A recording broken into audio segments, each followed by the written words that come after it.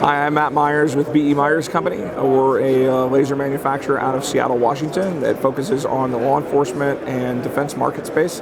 Our new product for this year that came out a few months ago that we're basically showcasing here at SHOT for the first time is our MAWL, our Modular Advanced Weapon Laser, which is our first entry into the individual weapon laser market, and we've approached it in a really radically dynamic manner. We're proud to pair up with Press Check Consulting and Roland Deshane, who's going to talk a little bit more about the MAWL and some of the unique feature sets that it has. Okay guys, my name's Roland Deshane with Press Check Consulting, and I consult for Meyers and Company, and this is their latest individual weapons mounted laser, the MAWL-DA. The MAWL-DA was designed to meet requirements for carbine optic or carbine mounted laser aiming systems for duty rifles. It has a multifunction design that incorporates both a near IR laser pointer, near IR illuminator, and a visible pointer as well. We designed the weapon around, or the laser around the weapon, and how the shooter is going to interface in it. So this MAWL-DA is currently set up for a left-handed shooter. This would mount on the 12 o'clock of the 1913 rail system, allowing a lefty to come over and get a natural, aggressive C-clamp grip on the weapon to be able to drive the gun like they would if they were shooting on a flat range during the day. We did not want to change how the shooter integrated with his weapon to use his lights and his lasers for darkness. We wanted his daytime shooting technique and his night shooting technique to be very, very similar. Unlike other lasers that use an illuminator, which is a single diode that is split, they cut the beam, and that is what creates the circular flashlight pattern that allows you to see into darkened areas. You're projecting photons of energy so that your night vision goggles can adjust to the ambient lighting conditions and allow you to get essay into areas where you have bright light between you and what you want to see. The problem with splitting the beam is that you get a very dirty pattern by doing that. The good thing about a split beam is that it can be manually focused to any convergence that you want. The issue is that manually adjusting that takes time. By using a different type of technology, we get both a cleaner pattern beam and the ability to instantly go to different divergences, and by that I mean widths of beam pattern.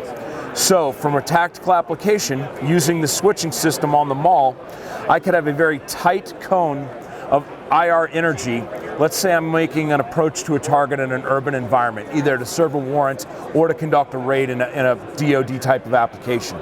As I'm moving through a cityscape that has current power on, I can project IR energy through second-story windows and see potential adversaries that are looking to ambush guys moving through the streets. But as I go to action or raid, go inside of that house, if I'm going to stay black, meaning I'm going to try to clear that house using my night vision, the tight beam convergence doesn't give me clean IR energy throughout the room.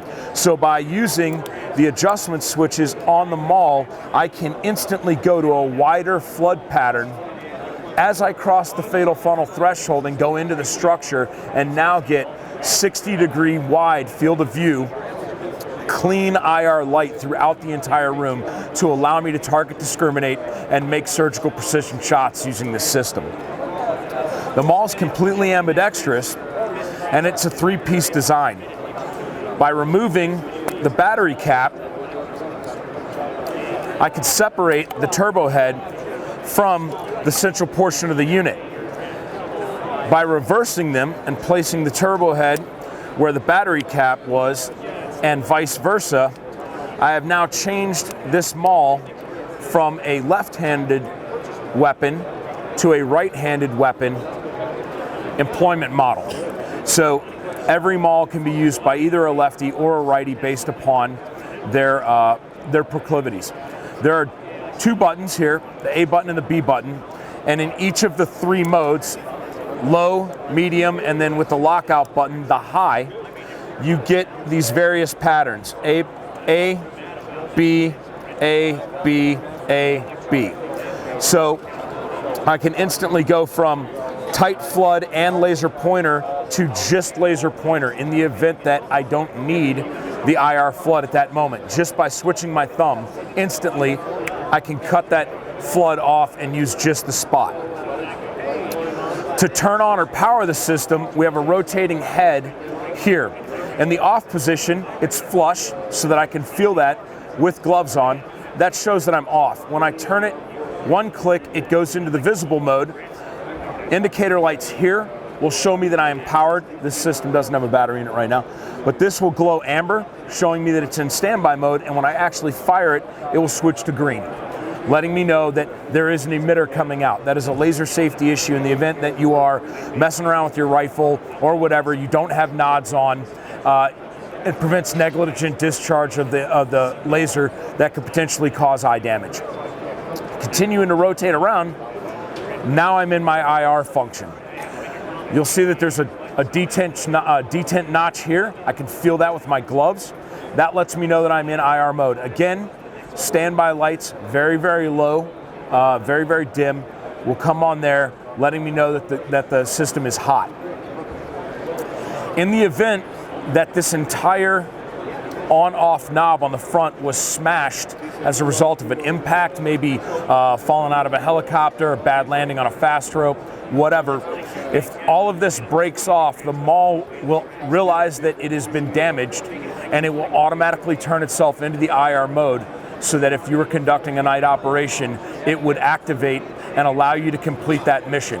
And then it will stay on until the battery dies or you remove the power source. That is a final default to make sure that this weapon laser will still work, even if it sustained critical damage to the front of the laser housing. Flipping it over, you have your azimuth and elevation adjustment dials.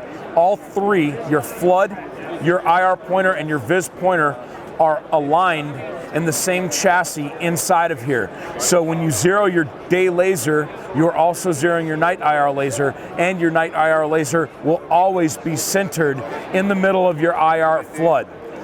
Previous designs of other people's lasers have had to have the flood and the pointer on separate gimbals to go around the front sight post of an M4 system.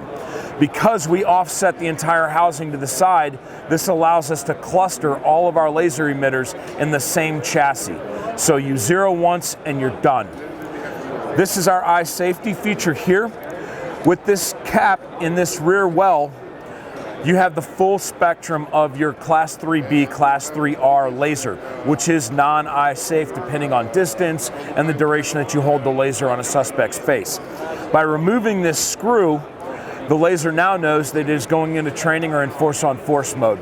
It will throttle back all of the laser emitters to a Class 1 eye safe for the ability of conducting simunition or UTM force-on-force training, or in legal environments where non-eye safe lasers are unacceptable. You do not need to put the screw into this forward plug to get the Class 1. The simple removal of the screw turns it into Class 1 mode. Finally, on the back, we have dual output plugs. Each one of these plug ports, which take your standard laser devices or L3 laser plug in here, these correspond to the A and the B buttons. So one of these will be an A output, the other one will be a B output. This entire housing is waterproof to 20 meters for 5 hours of submersion. You'll notice that we don't have any type of tethered rubber caps here. You do not need to cover these ports in order to maintain that watertight pressure seal. If you go into the ocean, when you come out, you merely freshwater rinse these two holes to prevent corrosion of the metal on the inside, and you are good and done. This concludes the general overview of the MAWL-DA's housing and features. For more information on the MAWL, please visit our website at www.bemeyers.com or write to us at sales@bemeyers.com. Thanks much.